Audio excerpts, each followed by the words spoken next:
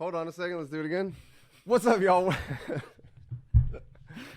We're not editing any of this out. We're just rolling. What's up, y'all? Welcome to the Formula America podcast, the first and only Formula One podcast from the American fans' perspectives. We're your hosts. I'm Kurt. That's Dylan, and we're here to discuss all of the drama, all the controversy, all the technical tidbits, and everything else that is Formula One related. So thank you for tuning in. Today, Dylan and I are going to discuss basically a 2022 year in review, like what we thought about the 2022 season. But first off, Dylan, how the hell are you, man? I'm doing good, Kurt. Excited to be here. Dude, this is fun. And I was thinking, since this is technically, I guess, our first official podcast, we should probably introduce ourselves. Yeah, that's probably a good idea. Maybe, so you know who you're dealing with. So anyways, my name is Kurt. I've been a motorsport fan for a long time, huge car guy ever since I was a kid. Always been into motorsports, like I said, mostly into MotoGP as a kid. But then, like a lot of other people, 2018, whenever Formula One, whenever Drive to Survive came out, just went headfirst into the Formula One world. And, since then, I can't get enough. All the Formula One content I can consume, I'm there. Dylan and I have been luckily we've been fortunate enough to be able to attend a race each year since 2019, except for 2020, of course. Yep. So I'm looking forward to hopefully keeping that going here. So that's a little bit about me. Dylan, what do they need to know about you? Yeah, man. I've always been a big car guy. We've kind of been on the opposite ends of the spectrum, which is fun since we've known each other. You've been more into the imports and whatnot, and I've always loved the more domestic. You're the kind of, the Paul Walker to my Dom Toretto, if you will. We'll have plenty of Fast and Furious inserts, don't worry. Oh, for sure. It's coming. But yeah, I didn't actually get in with Drive to Survive. I've always just been a car guy. I live here in Austin. The track is here, obviously. And for my birthday in 2018, my wife got me F1 tickets. We went with some friends that were like already super knowledgeable of the sport. They do like Baja and all kinds of like actual racing. And so just first time ever going to the track with people that know everything about the sport, have been watching it since they were born. I was just immediately hooked. Like it was so cool just having someone with a wealth of knowledge to just ask questions about why they do this, strategy this, what the cars are set up for, all that. And ever since then, it's just been an absolute obsession all the way leading to you and I being in a podcast together about it. There you go. Dude, that was the one thing that really, I think, hooked me when you're talking about strategy. And like from an outsider's perspective, you think, you just hit the gas and drive. But then there's so much else that goes into, a complete race day, and you got the two different cars and the pit stops and just all the different strategies. That's the one thing. Exactly. That's what gets me, and what I really enjoy is there's so much more than just, hitting the gas and going down the track. Yeah, absolutely. Even in boring races when there's no crashes, no, crazy amounts of overtaking and whatnot, if you're actually watching what the strategy is and how they're setting up tires and how, they're undercutting and everything else, it's always interesting. Like you can definitely have boring laps, but there's never a race that doesn't have interesting things going on. Right. So, we're here to do a 2022 year in review, basically. So how do you feel, or, what was your take on the 2022 season as a whole, and kind of like interested to see like what your predictions were going into the season and how that played out? Yeah, I mean, 2022, I think, was an awesome season. Brand new cars, one of the biggest regulation changes in cars in the history of the sport. Like, no one knew what was going to happen. We're coming from an era of Mercedes dominance, 8 Constructors Championships. They've never lost the Constructors Championship in the V6 turbo hybrid era. Just insane dominance, right? Coming off a crazy 21 season. So 22, I was super excited. Out of the gate, Mercedes comes out with some crazy, package on their car like no one else. And you're just like, oh, man, here goes more of the same. But, man, it wasn't the same. It wasn't the same at all. The beginning of the season was so rocky. You were like, I have no idea what's going to happen. Ferrari's dominant. Red Bull's dominant. Mercedes is in the back of the pack hanging out with Williams. Like, what is going on here? And then as the season played out, it was good drama, good, Red Bull established after race 6, Red Bull kind of just fully established dominance. And took off with it. But it was great racecraft, great racing going on, good politics and drama and all kinds of silliness happening. And, Red Bull and Max obviously won the year early, but who was going to take number 2? More drama on the Red Bull team. Like, just an awesome year. Mercedes made one hell of a comeback from back of the pack to all of a sudden, George Russell won the Brazilian Grand Prix, like outright too. Wasn't like everyone crashed and died and then George Russell won it. Like, they won. It's just cool. It makes me even more excited for the 23 season. Yeah, I'm definitely pumped. And like you, it was like, I kind of figured the same thing. It's like there's all these changes. Everybody's like, oh, it's going to make the racecraft or the racing that much better. You're going to have more than, one team or 2 teams fighting for the top spot every week. But, like always, I was like, no, Mercedes, they're going to pull it out. And like you said, sure enough, when they showed up with that car, and you're like, oh, wow. Let's see what Toto and gang did. Yeah. But it just didn't work. And it was surprising to see, which is it was pretty cool. I say it's cool to see another team, and I'm like, oh, Ferrari was fighting for podiums and race wins as well. But they only took like a year off. A couple years ago, Ferrari was right there anyways. So it was just it's always good. People like to see like variety. You don't want to see every race Lewis Hamilton or Max Verstappen 20 seconds ahead of the pack. And, and then it's like, all right, well, who's going to be number 2? Probably one of their partners. And it's always the top, 6 people are always the same. So it's good to see other people in there. But again, it would still kind of was, more of the same. It was Red Bull and Ferrari every race. But it was exciting to see, like, what's Mercedes going to do? Where are they going to be at? And they made steps forward. Because they were making massive improvements every time. Like, they kept coming and kept coming. I mean, kudos to them for just pure perseverance. Yeah. They did not give up. It would have been easy for Lewis to be like, you know what, I'm done with this. Just pack it in. But I think that was one of the most exciting things this year is seeing Lewis and actually seeing his racecraft and like what makes him so good. Because everybody got put in this lull, I think, because for so long Lewis was just so far ahead of the pack. Fernando insulted him mid-race, saying that this guy really knows how to drive from the front. You're like, man, that's fighting words. Right, yeah. But then you get to see and like every race he's coming out and fighting tooth and nail for every point and every position. And it was exciting to see. And I found myself like actually rooting for Lewis. It's like in the USGP in COTA, Max had already clinched the championship. So it's just like, all right, come on, Lewis. Let's see if you can do this. Let's keep the streak of one race win a year at least up. For 16 years, one race at least. That's crazy. He says, I saw an interview. He's like, oh, I don't really care about the stats. But I think that one's still going to get you a little bit. You're like, oh, I wish, 1 year. One thing I respect the hell out of Lewis for, he was talking about when Max won last year. Max said he's going to put the number 1 on his car. And for those of y'all that don't know, if you're the world champion, the following year you can race with the number 1 on your car. It's the only time that you can race with it. And they asked Lewis about it, and Lewis was like, every year's a new year. He was like, no, I've always been number 44, and I would never put the number 1 on my car because every year's a new year, and you don't know what's going to happen. Right. It's like, man, that's respect. Like, yeah, okay. Like, don't get ahead of yourself, kid. You still got a long ways to go. So, but that was also pretty exciting to see. Like, over the past couple years, you could see Max coming into his own. And then this year, he finally had a car underneath him that was able to match his quality and caliber of driving.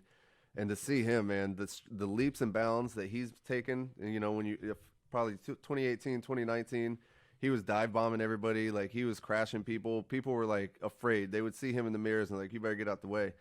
And now to see, like, he'll still take some risks, but he's a lot more calculated. Yeah, exactly, for sure. Definitely a lot more calculated in his risks. Yeah. That's what in 2021, like, he was driving with that monkey on his back hard, and you could tell just pure rage and aggression.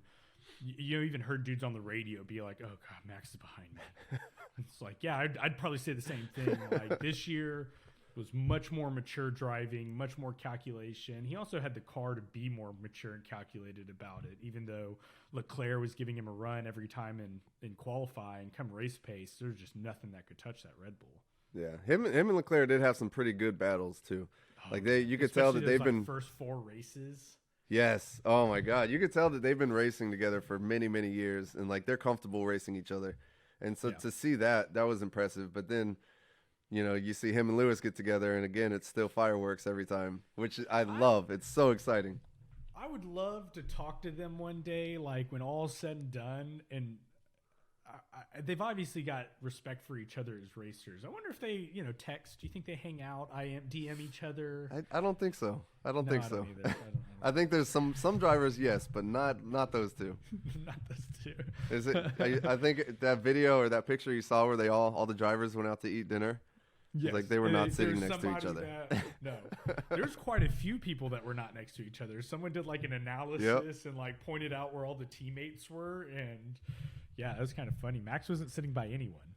But hey, Yeah, I it's know, lonely at the and it top, was bro. interesting too because that was right after the race where Max basically said, "I'm not, giving up a position, or I'm not, going to help out Checo." And so it was like, oh, are they cool? Let's see if they're sitting next to each other at There dinner. was so much dramatization on that, like so much reading way too into it. Oh, I can't wait to see Drive to Survive this year and what they have to say about all the crap that happened this year, but especially I that thought one. Max said he wasn't going to be in Drive to Survive this year because it was too fake. Yeah, well, he wasn't in last year either. I think he was only in that first year, and then he was like, "No, I'm not doing this."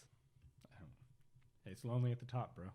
It is. Yeah, I'm looking at the picture now from the dinner, and it's trying to see Max. I don't even see Max in here. I know he's here somewhere. Let me get is Stroll and Latifi sitting next to each other? I feel like those two would probably be sitting next to each They are at the children's table.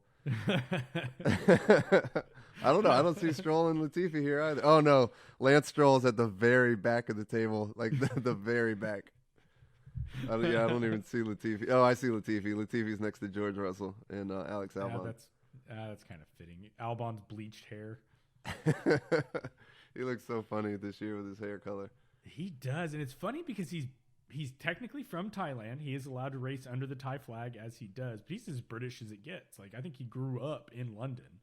Like he did all of his race school in London or in Britain, like or Yep. England, whatever the island. I don't know what name they go under, but All right, so with 2022, kind of interested to see what you thought as far as like your heroes and zeros for this year. ooh, man. I mean, heroes definitely got a few. I mean, I think obviously Max Verstappen won it all. We've been talking about him. Easy to put him up there. Lewis Hamilton, both Mercedes drivers actually. I'm not a huge George Russell fan. I used to be when he was at Williams. I kind of lost a lot of interest in him this year.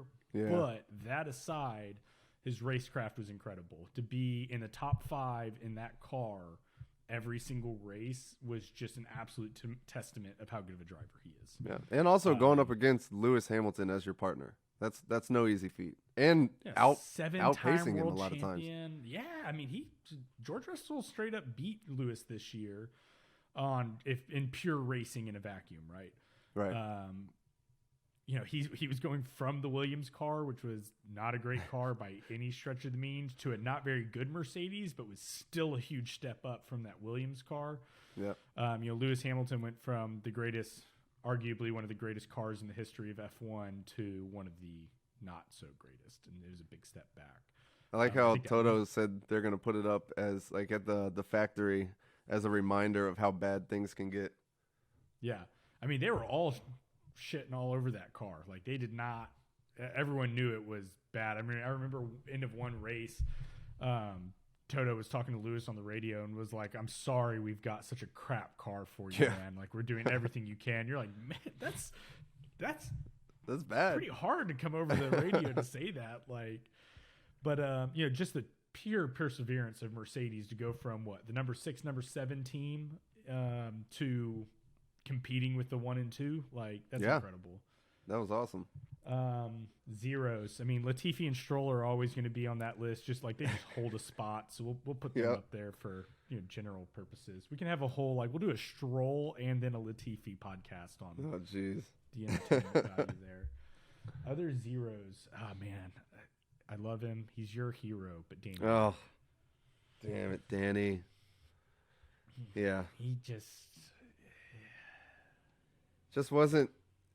this whole McLaren move for him just hasn't panned out. And I was so excited about it when it first happened, right? When he left Red Bull, I was like, oh, that's, bold move, but he wanted to be a number one driver, and he went to Alpine, and they obviously weren't very good that year, but they were getting better, and they were showing promise. And then he did, 2 years, I think, at Alpine. And then skated out of that contract. There was some drama there. But at the time, it seemed like a good move. McLaren seemed to be on the come up, and then even that first year at McLaren, like they took a small step back, but they're still doing pretty well. And of course, he got the one race win, which is, not a normal race by any stretch of the imagination, but he still got a race win, their first win in like 10 years or something like that. Yeah, and it's his 8th win, I believe. I mean, Danny's won some races. Yeah, he's won some races. He's a good driver. He knows what he's doing. It's just, something about that car. He just was not able to mesh with that car. Like Lando Norris outperformed him all the time. Yeah, all the time. But I think you kind of see that in the same, like with Seb, when you look at when Seb went to Ferrari, after the regulation changes when he left Red Bull, there were some changes then, and he just couldn't get on top of it in that Ferrari. Like he was there, he was fighting for wins. He just wasn't as dominant as he was before that. And I think it was the same thing with Danny. It's like he got to McLaren and he just didn't have whatever it was. He just could not do it. He could not get a grasp of that car. So unfortunate that he's going to be leaving the sport for a little bit, but hopefully he'll be back. I don't know. It'll be interesting. I'm excited to see what happens there with all the behind-the-scenes drama going on at Red Bull with Sergio and whatnot. Now, Sergio did a great job. He's an awesome racer. I enjoyed the crap out of him, but he's got an 8-time race winner, Honey Badger, sitting in his third, sitting in his rear view waiting for him to make a mistake. I'd be a little excited to see how that plays out because, I mean, it's not going to take much for Danny to get back in that car, and I think you put him in that dominant Red Bull with a fresh will to win in him. Right. He's gonna, it's gonna be like George Russell in 21 when he got that chance to move up from Williams to Mercedes because Lewis got COVID. And he was chomping all over Bottas. George was like, I don't care if I break this car. I'm going to prove that I am a Mercedes driver here. And he absolutely did. I think you're going to see the same thing. If Sergio gets a little cough and can't hop in that car for a race, Danny's going to be all over it. Sergio's going to start coughing and he's going to be like, no, I'm okay. Please don't pull me out. If I was Sergio, I'd watch what I drink, make sure Danny's not around. Look, if he's not feeling, he has to be feeling the pressure. He is. Yeah. There's no way. I mean, Red Bull has proven time and time again that you will get yanked from that car. So to have somebody like that, races. Oh, exactly. Bad races gone. Yep. To have somebody like that in the wings at the back of the paddock just waiting. No, he'd be poisoning your water. Yeah, right. Like, oh, here you go, Sergio. I was like, no, I don't want that. For you. So, what about you? Heroes and zeros. What do you got? Man, on the heroes, I'm still saying that Fernando Alonso, for me, was a huge hero of the season. Like, this guy, to be 41 years old, right, to come back, he, took some time off of the sport. I feel like Fernando's been racing since the beginning of time. I don't know, like for decades he's been racing in Formula One. 2-time world champion, some time off. Monaco winner. And then for him to come back and then this year to do what he did in that car that was arguably a gigantic, unreliable piece of crap, right? He had 5 DNFs this season, which almost all of them were because of reliability issues. And he still finished 9 points behind his teammate who had only 2 or 3 DNFs. So he had 2 extra races basically that he finished, and he was still only 9 points behind him. So the things that he is doing in that car is amazing, and it's awesome to watch. And I love how he's like, like those old people that, once they get older, they just don't give a damn anymore. They'll say whatever's on their mind. They'll do whatever they want because they're just like, oh, I'm old. Exactly. Right. And so I love how Fernando, like, he drives like that, the things that he says, and it's awesome to watch. I love it. And I can't, I don't think it's going to be as good next year in that Aston Martin. I don't think it's not as good of a car unless they make some changes. Who knows?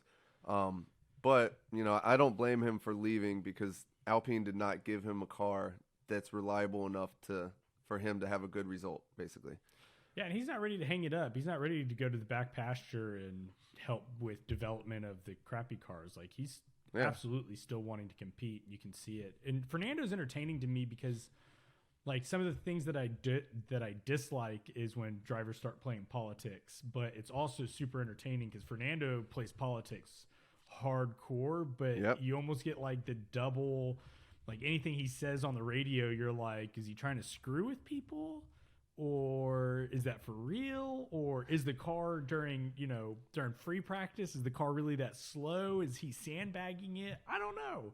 He's just kind of a consistent wild card because he's, Lewis is who he is, right? Like, if that car's slow on a weekend, he's just not having a great weekend. If that car's lightning fast, he's on his game. Like, there's no politics with Lewis other than constantly being on the radio complaining about his tires going off. But, and then getting fastest lap. But I don't think that's politics. I just think that's Lewis. Fernando's the polar opposite. Like, he loves to play the game, which a part of me is just like, ugh, just be a race car driver. But at the same time, it brings that little extra bit where I'm like, I don't know if Fernando's messing around this weekend or not. Like, all of a sudden he's holding a Red Bull off. Like, look at that. He's not letting Sergio go by, and he's actually holding him off. Like, this is incredible. There was that one race in Sochi last year in 2021 where they were having all the back and forth about track limits. And so on the first turn, he just completely missed the turn on purpose and just cut the corner. You remember that one? No, I don't. Oh, dude, it was awesome because they were talking about it all weekend about the track limits and how he kept going back and he was like arguing with Michael Massey and the FIA about it. And he was like, all right, well, it's a loophole. So he just, like, to prove a point, just straight lined it through the first turn, just completely off track, and they couldn't do anything about it. There's no penalty. They changed the rules after, I'm pretty sure. But he went through the escape area and came out in third place. But then he let off, so he knew what he did. Like, he just did it to prove a point. But he went through it, came out in third place, and then let off to let the two cars pass him back. Just to prove it, though. That's just awesome. To prove it. Like, I love that about him. Yeah. And then, so going with the zeros, of course, the Danny Rick, unfortunately, he would be my zero. Such a sad state of events. Yeah, it was. And he was pretty defeated in some of those post interviews. Like, you never see an interview without him smiling. In a couple of those interviews, you could just tell he was like utterly depressed. Like, but how ridiculous was the Coda interview? Where he's like, I felt so bad for him, but he had those damn mutton chops or whatever. He had the handlebar mustache. It's like he's sitting here like this guy is like on the brink, but he looks so ridiculous right now. Maybe next year for Coda we'll copy him and bring the handlebars back. And I'm 100% down. Can you get me a horse? Yeah. I want to ride in on a horse. All right, teams. What teams stood out this year? Good and bad stood out. I love a good Red comeback Bull aside, story. we can't say Red Bull. So for sure, yeah. Ignore them. Yeah, I was gonna say I love a good comeback story, man. So I love watching what Mercedes was able to do. To come from the back, and especially after being dominant for so long, everybody was like, oh, it's another Mercedes, mind trick when they got the preseason testing, and they're like, oh, our car is actual garbage. And they're like, yeah, okay, yeah. But then the race one came, and you saw it actually was garbage. Everybody sandbags in testing. Like, you can, like, watch any podcast, watch any commentator. Like, everyone's like, who knows? Like, testing doesn't mean anything to us because everybody is sandbagging. Yep. Yeah, but they weren't lying this time. So to see how they fought back from the back of the pack was impressive this year. So I'd say as far as team go, that would be my hero. I think zero for me would probably be AlphaTauri. I felt like they had so much promise, and like they were on the up and up, like 2020, 2021, and then 2022, they just weren't there this year. They didn't do much this year. They weren't even a mid-pack team. Like they were towards the back of the mid-pack. So I would definitely say that they were my zero for the teams at least. Yeah, I can see that for sure. What about you? not to beat a dead horse, Mercedes for the hero team. Very impressed. Not generally a Mercedes fan. I got my 0 was Ferrari though. Really? Ferrari had arguably the fastest car out there, and they absolutely botched and blew the season based purely on strategy and stupid decisions. Yes, very much so. You literally, I mean, I don't even know what to say, like how bad their strategy was. It was laughable. When the team engineer sitting in front of the computer with all of the information in front of him calls down to Charles Leclerc and is like, "What is it that you want to do?" You're like, "Ooh, that's a bad sign. That's a really bad sign." They literally blew their own season. They could have won. They did. They could have at least competed and not let Max and Red Bull take an early world championship and constructors championship throughout the year, and lose to them by 200 points. They could have absolutely competed, and they shot themselves in the foot. Yeah, it was laughable, some of the strategy calls that they made, and like you said, the way they would blow races or like blow complete shots. And then Binotto at that one interview, they asked him about one of the strategy calls that they made. And the fact that he was just like, we weren't going to win anyways. To me, it's just like you don't. That's not the mentality you need to have. It doesn't matter if you weren't going to win. You still fumbled the call, or you fumbled the ball or whatever. But they should have. I don't know. They definitely blew it. They had a really fast car. They had a really fast car. Leclerc could absolutely hook that car up during quali, and he set 9 pole positions in qualifying. Right, so for everyone that doesn't know, like qualifying is to set the grid. You do 3 rounds of it, eliminating 5 cars each time. The third round of qualification is third round of qualifying is the top 10 cars, and whoever sets the fastest lap starts the race off in the first position. And man, Leclerc 9 times, most of anybody, set the fastest lap, and he only won 2 races from first position. Those aren't good odds. It was crazy. I think Sainz got his maiden pole victory, but I think it was one of those mini wet races where he got out there first and set out on dry tires and the rain started. I don't think he actually ever earned a first pole position. So Leclerc actually had 3 race wins this year. 3 race wins. 3. But only 2 still from not pole. Good. Yeah, 2 from pole. For the fastest car on the track, arguably. It was pretty crazy, just how bad their strategy was. Poor Carlos, his car usually caught on fire and exploded at some point. You're Leclerc okay. was already in the pits when his engineer was telling him to stay on the track and not to pit. And he's like, my tires are being put on right now. Hey, turn around. I'm literally behind you. It was just laughably bad. It was sad almost. Even the commentators on F1 TV were like, man, how is Ferrari going to screw this stuff up too? Oh, they're pitting Leclerc on lap 7. That's interesting.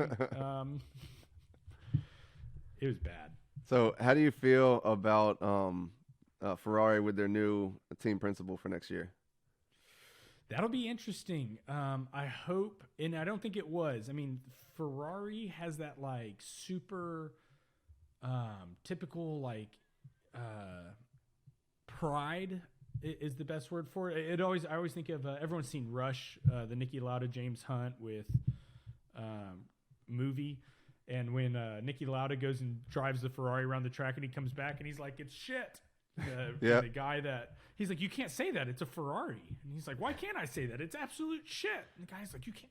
He's freaking out. He's like, hey man, you can't. It's a Ferrari. You can't say that. But that's how I feel they were doing. And I was afraid they were going to do the same thing for the principal. They're going to hire some mouthpiece who is a Ferrari fanatic, who is going to do them proud at being overly proud of being a Ferrari driver. Or Ferrari team principal, but I don't think they did that. This guy, I don't know a whole lot about him, but he's got a great pedigree. So he comes from Sauber, so Alfa Romeo. Yeah. But yeah, other than that, it is an Italian. Alfa Romeo comes out of Italy, so he is Italian, but I don't know. It'll be interesting to see. Anything's better. You could have put a monkey at the team principal position. It would have done better than they did last year. Yeah, that wasn't good. But when you look at the story from Mattia Binotto, like he started off pretty low in the team and ended up working his way up to becoming a team principal. It's a pretty good story, but it's clearly wasn't as effective as you would hope or you would need. Yeah, it was a swing and a miss last year. Yeah, I was just looking it up. So Alpha Tauri came in 9th in the constructors this year. They were beat by Haas. So that just shows you how bad they were this year. They're beat by Haas. And so I know a lot of people were kind of. Haas came out swinging for the fences in the first like 3 races. Like K-Mag was up there in the top 10 competing. It was like, oh snap! Haas what happened though? They just lost it. Man, I wonder how much of it was budget caps and stuff like that. Like as other teams continue to spend money on car upgrades and updates and whatnot, I don't think Haas could keep up. Well, you had Mick Schumacher that was crashing the cars every other weekend, and I did see an article the other day. I have no way to fact check it, but they said that he cost the team $4 million just in his crashes alone, which for a team like Haas is a pretty big amount. Yeah, it's a huge amount. Not to mention budget cut or budget caps and all that good stuff. Like, yeah, that's pretty rough. And Mick got cut this year, which I get what Haas is still in a heavy rebuilding phase. Gunther said it best, and Gunther's the team principal of Haas. He said he had nothing against Mick, and Mick was definitely improving, but Mick was growing as Haas was growing, which I think is a fair statement. He said, we need somebody that's ahead of where we are to help pull the entire team forward, not someone that grows as the team grows. That's a slower growth than what they need. And I'm like, that's actually a pretty fair statement. I do agree on that. Like, I hate that Mick is right now out of F1. The Schumacher name is hard not to feel something for. That's tough though, man. Like you've got a quite a big shadow, right, hanging over you with that Schumacher name. So I think for him, that's a tough thing to come in. And I thought it was pretty cool to hear the story about how, like, coming up in some of the junior divisions in karting, like, he didn't even use the name. He would use a different name because of that, which is, fair. But, this might actually be a blessing in disguise for Mick. There's a lot of rumors now that he's going to be announced as the Mercedes reserve driver. So, he could potentially be in with the top team, get his foot in the door with them, come up under their leadership. He's got Lewis Hamilton right there. Lewis is a great, Toto. Oh, Toto for sure. So he'll have some good role models and some good mentors if that does in fact come true that he is their reserve driver. So this might not actually be such a bad thing. It probably sucks in the moment for sure, losing your drive, but in the long run, it might actually work out for him. And now Haas has K-Mag, who did a great job this year, and Nico Hülkenberg. Hulkenback, baby. Hulkenback. I mean, that dude just hangs around, that's for sure. It'll be interesting to see. He's like the definition of German. Like, you look at that man, he's tall, blonde, blue eyes. Yeah. You're like, dude, you look German as German gets. Like, it's hilarious. Yeah, I love the story from last year when, who was it? Lance Stroll, I think, got COVID. Or was it 2020? One of them. And it's like Nico said he was sitting at a cafe, got the phone call, and he's like, yep, I'll be there. He said he jumped on the Autobahn and just like sped there. Got in, squeezed into a race suit, got in the seat, and drove the car. Yeah. Like, and I don't think people realize how hard that is to do. I mean, you like look at the weights. When drivers weigh in, they will lose 8 to 10 pounds during a race from sweat and exhaustion. Like, it is physically demanding. When Kevin Magnussen came back in, he was training up for Le Mans, which obviously does not pull the kind of G's that an F1 car does. That first race, he was just complaining about his neck killing him going around those turns. Like, that's not easy to do, man. It's a physically demanding sport. For sure, yeah. And for him, I was just looking up, he has 181 race starts. So he has got a ton of experience. And also 0 podiums. No wins, no podiums. But a lot of starts. So he's bringing a ton of experience. And we got to see. What you're telling me is him and Latifi are like even. Oh, not even close. Me and Latifi might be even when it comes to talent, but he's got. But for I can him, at least crash the car is good. oh, for sure. I don't know. Latifi's actually got a lot of experience. He's pretty good at that. You see that one, the last one, or was it Latifi and Stroll when they both spun out together? No, it was Latifi and Schumacher. Oh, Schumacher. Yeah, the two guys leaving. yeah, it was one of the. pirouetted together. It was beautiful. It was beautiful. You're just Oh, like, man. yes, you too, of course. Of But course. of course. Stroll's busy braking under or swerving under braking and taking out his future teammate. Dude, that guy's a wild card. He's a liability. He's an absolutely. I love when that happened, though, when you've got Fernando Alonso, who is one of the most vocal drivers on the track. The crash in Coda happened where he went to pass Stroll. Stroll made a late, dangerous move, and Alonso basically goes airborne. And then quickly, Literally he's just went like, airborne. Like you're staring at the bottom of the car. Like it's not a little jump. Like you could have looked at the wind tunnels underneath the car. And then the fact that Alonso really didn't say much about it because he knows that his father is writing his checks for next year. If that was anybody else on the grid, there would have been a Would complete have been the earful. best commentary. Oh my God. It would have been amazing. He's just like, oh, it was a late move. It was dangerous. It's like, come on, don't Yeah, bite your he's like, tongue, no Fernando. comment. But dude, what a Say testament to these Say cars, it, though, Fernando. man. When you watch Dude, like you and I were at Coda. Do you remember we were watching the women's series at Coda, and up they went around turn one. Same thing happened.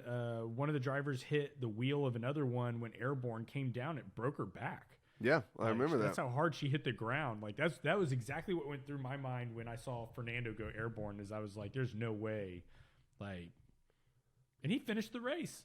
I know, and he's 41 years old. Yeah, That's He was wild. getting out of that car real slow at the end of it. He had a few ice baths, I think, right afterwards. Yeah, but, for sure. He finished the race. Dude, I couldn't. Yeah, that was crazy. I thought for sure he was going to be out of the race. If not, barring any injuries, but their car. How did the car survive that? Yeah, because it That was smacked definitely the ground impressive. hard. Oh, for sure. Yeah. Yeah. Definitely impressive. So what were your favorite races this year? I think there was some pretty good races. There were some bangers this year. There's also some pretty boring races, though. Yeah, there were. I mean, the first couple of races were great just because no one knew what to expect, and the racecraft was on point. And there was all the drama, both Ferraris retiring out of the first race, and Red Both Red Red Bulls. Bulls retiring, and Ferrari looking quite dominant. Man, Silverstone was awesome. Plus, you had an awesome accident with Zhou, who was okay, luckily. Yep. It was an awesome accident because everyone survived completely unharmed, but the car ended up upside down, skating across a gravel trap and into a fence. It was like, wedged testament between to a those- barrier and a fence. Yeah. And caught on fire. What a freak Like, accident, about though. That's so crazy. Testament to those halos. Yeah. Like, absolutely saved his life. Hands down. Yep, he would for sure. But because of it, he came out completely unscathed, and we get to watch it on replay going, that's pretty cool. Yeah. But man, Silverstone was a great race. Monaco this year was awesome. It usually isn't. Nope. It has a ton of hype, but most of the time Monaco's won on Saturday. It's so hard to pass on that street circuit. But we had lots of drama with Red Bull and Sergio crashing out, so Max didn't get pole. And then it poured on Sunday, so we had a wet race, which was awesome around, Monaco's. The street circuit's barely big enough to fit a car around it. Like, Right. you had how slippery it was. Like, that was a great race. But Coda was my favorite. Yeah. It was Coda this just- year it had- was awesome. It had all of it. We had retirements, we had safety car, we had great strategy, good racing. Lewis was up for a win. Like, man, it was just the perfect all around race, and it was here, so winning. Yeah. That was awesome because we never get to watch that one because we're there, but so to actually see that on TV was super exciting. I thought that one, probably Coda and Brazil, were my two favorites this year. Brazil was a pretty good race, but yeah, I'd say Coda was the for one sure George was my won. top race. Yep. Old George. Yeah, that was great. And we went to Mexico this year, which was awesome.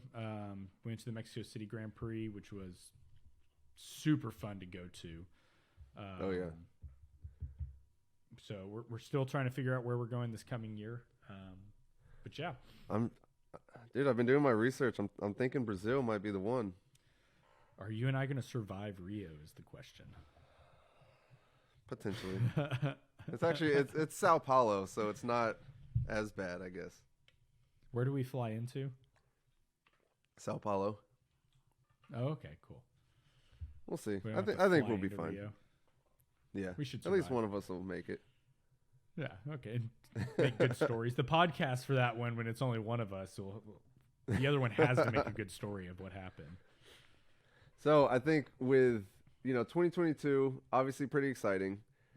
2023, we've got some pretty big changes coming up. We've got now one more U.S. race, which is going to make 3. So this year we had Miami added to the calendar, which there was a lot of hype around Miami. The race was rather boring, I thought. It was actually really boring. It was super expensive. Like, I live in Florida, and it was way, way cheaper for me to go to Mexico than to go to the Miami GP. Yeah.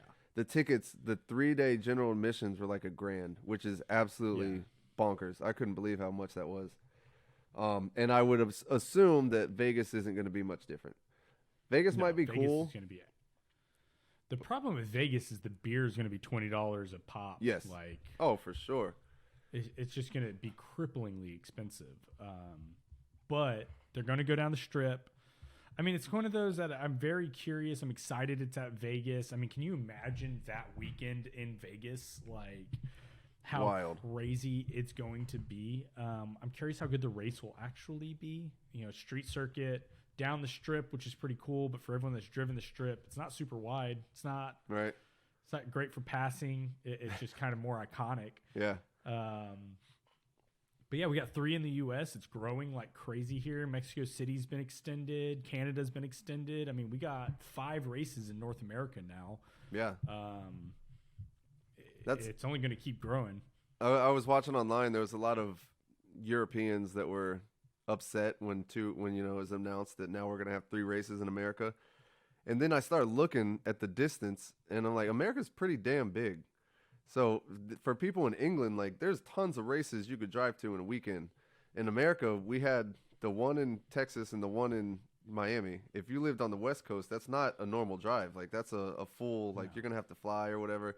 Now that we have 3, that's really awesome. It's a super good opportunity for a lot of people in America to be able to get out. And like you said, even Mexico. So for us, last year, we went to Mexico because COTA, it costs more to go to COTA, even with you living there in Austin, than it did for us to fly down to Mexico City. Mexico City was a beautiful city. It was an awesome experience. It's incredible. So I was Especially so pleased with that. Sergio, all of the fans for Sergio there. It was, we had so much fun. All the The other everything. thing What's up? The issue I have with COTA is we've always done general admission, which is great, but everyone does general admission. There's like no limit to that. And so the past couple of years, it has been packed. If I go back to COTA, I'm buying grandstand tickets. Yeah, Like, that first hill, or the hill on turn one, Turn that's where everybody wants to be. But in order to get a good spot there, you have to show up at like 4 a.m. and just basically camp out for the gates to open. And then once the gates open, at what I think they open at like 7 or 8, the race doesn't start until 3 o'clock in the afternoon. So you're just sitting there all day, and you can't claiming leave. your spot. You can't move. Yeah. So you're just there. So yeah, I would definitely say, like, if we're going back, or for anybody else that wants to go, definitely recommend spending the extra cash and getting grandstand seats. To have that freedom. Or if you want to just go, good. Sorry. I was gonna say, it's that, like, we got grandstands in Mexico, and we had that freedom where we could do whatever we want during the day, show up for qualifying or show up for the race and then leave, instead of having to get there when the gates open and just sit, and it just takes away your whole weekend. So definitely you want to get seats. Yeah. I think if you just want to kind of experience Formula One, like, go on Saturday. Like, buy a Saturday ticket, go to Free Practice 3, go to qualifying, go walk around the track, have a ton of fun, see the cars, hear them, which is an incredible sound. But race day, if you're not in a grandstand, it's not a great time. Yeah. I think you and I got there 6 hours early, and we couldn't even see the track. Yep. And even being there, I mean, you don't get to see the race. You get to be in the environment, and you get to hear the cars when they go by. But then that's it. Like, you don't get to see a lot of the on-track action, even if there are TVs. $14 beers. Oh, yeah. $14 beers. The food's expensive. But it's one hell of an experience.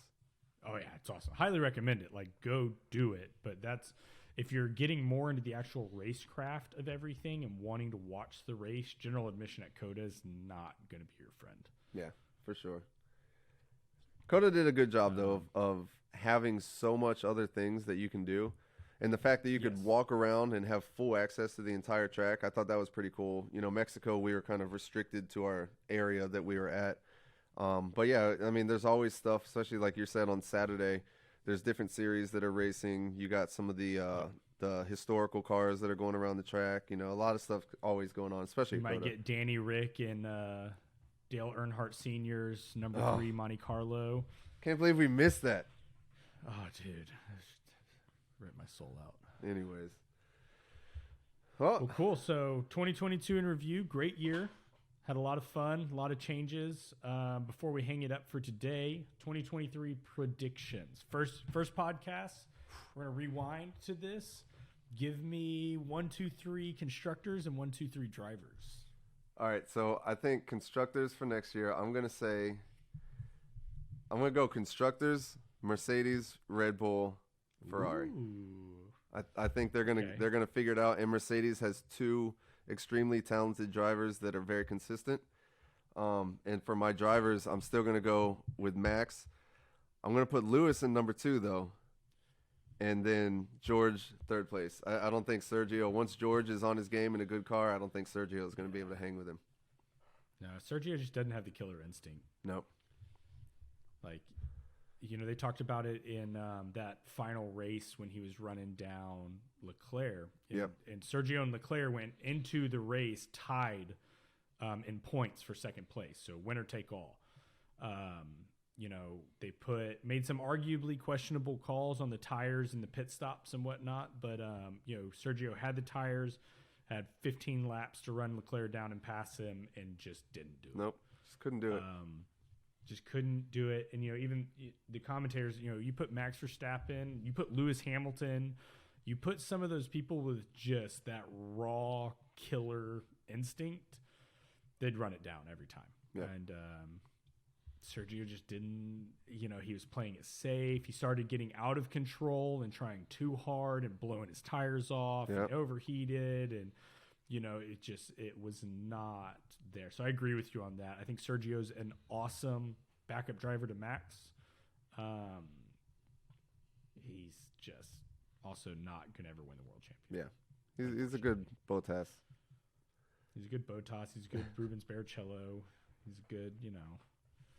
So what about you for your constructors and drivers next year? Oh, man. I'm going to agree with your constructors. I'm going to go Mercedes, Red Bull, Ferrari.